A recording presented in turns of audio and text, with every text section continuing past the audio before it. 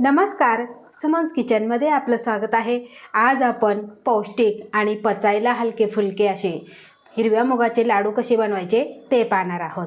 रेसिपीला सुरुवात करण्याआधी तुम्हाला एक निवेदन आहे, अजूनपर्यंत तुम्ही माझ्या चॅनलला सबस्क्राईब केलं नसेल तर सबस्क्राईब जरूर करा आणि हो, रेसिपी आवडली तर एक लाईक नक्की करा। चला तर मग रेसिपीला सुरुवात करूया।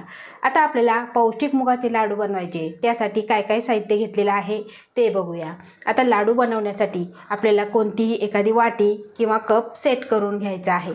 तर इथे मी 2 वाटी हिरवे मूग घेतलेले आहे, त्यानंतर पाऊण वाटी तूप घेतलेलं आहे, 1 वाटी गूळ घेतलेला आहे, गूळ हा किसूनच घ्या।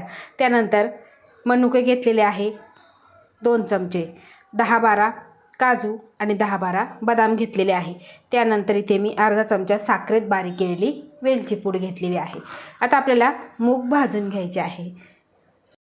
मूग भाजण्यासाठी इथे मी पॅन गरम करायला ठेवलेला आहे आणि त्यामध्ये आपल्याला हे मूग घालून घ्यायचे आहे आणि मंद गॅसवर आपल्याला 7 ते 8 मिनिटे भाजायचे आहे।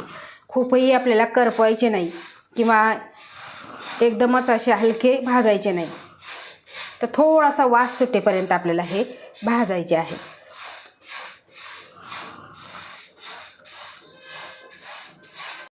मूग आपले भाजून झालेले आहे। आता हे आपण काढून पूर्णपणे गार करून घेऊ।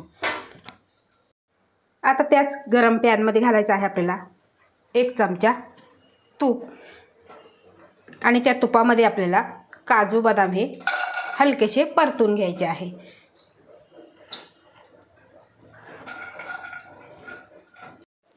काजू बदाम सुद्धा परतून झालेले आहे। आता हे आपण काढून घेऊ।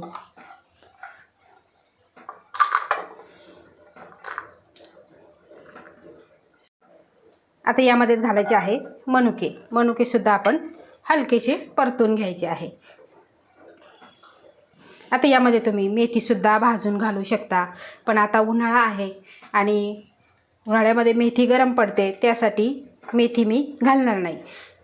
तुम्हाला जर आवडत असेल तर तुम्ही घालू शकता। तर इथे बघा, मनुका सुद्धा छान असा फुललेला आहे। आता ही मनुके सुद्धा आपण काढून घेऊ। भाजलेले मूग पूर्णपणे गार झालेले आहे आणि इथे मी मिक्सरचं मोठं भांडं घेतलेलं आहे आणि त्यामध्ये आपल्याला हे मूग घालून घ्यायचे आहे आणि रवाळ असं आपल्याला हे वाटून घ्यायचं आहे, खूपही जाड ठेवायचं नाही। मूग आपण मिक्सरला रवाळ असे वाटून घेतलेले आहे, तुम्ही इथे बघू शकता। अशा पद्धतीनेच आपल्याला वाटून घ्यायचे आहे। आता इथे आपले काजू बदाम सुद्धा थंड झालेले आहे, याची सुद्धा आपण पावडर बनवून घेऊ। आता काजू बदाम परतून घेतलेले त्याच पॅनमध्ये आपल्याला 2 चमचे साजूक तूप घालायचं आहे। तूप आपल्याला थोडं थोडं करूनच घालायचं आहे। आता तूप चांगलं गरम झालं की गॅसची फ्लेम आपल्याला एकदम मंद ठेवायची आणि मंद गॅसवरच आपल्याला हे मुगाचं आपण पीठ केलेलं ते पीठ आपल्याला भाजून घ्यायचं आहे, कारण यामध्ये उग्र वास असतो, तो उग्र वास आपल्याला घालवायचा आहे। सतत हलवत आपल्याला 7 ते 8 मिनिटे भाजून घ्यायचं आहे।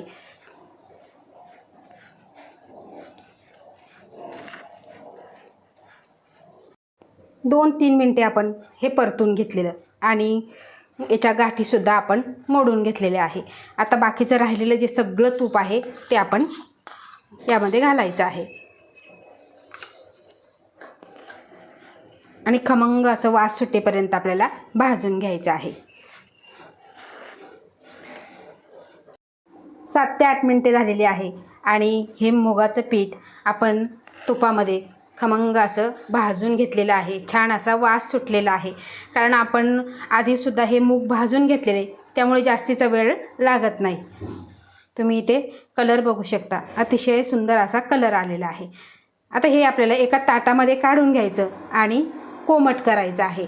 पूर्ण आपल्याला थंड करायचं नाही, आपल्याला कोमट होईपर्यंत वाट बघायची आहे। मोठ्या ताटामध्ये काढलं की पटकन असं हे मिश्रण कोमट होईल। थोडंसं आपल्याला पसरून ठेवायचं आहे।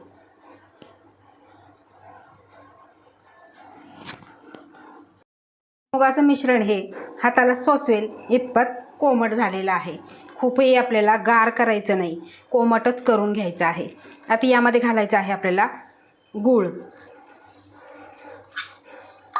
त्यानंतर घालायचं आहे मनुके, वेलची पूड आणि त्यानंतर काजू बदामची पावडर. आता हे सगळं आपल्याला मिक्स करून घ्यायचं आहे, सगळं एकजीव करून घ्यायचं आहे. आता एक महत्त्वाची टीप, मिश्रण जर तुमचं थंड झालं तर थोडंसं मिक्सरला फिरवून घ्यायचं आहे. आणि खूपच गरम गरम यामध्ये जर तुम्ही गूळ कालवला तर हे मिश्रण तुमचं पातळ होऊन जाईल. त्यासाठी आपल्याला मिश्रण हे हाताला सोसवेल इतकंच कोमट करून घ्यायचं आहे आणि मगच लाडू वळायचे आहे.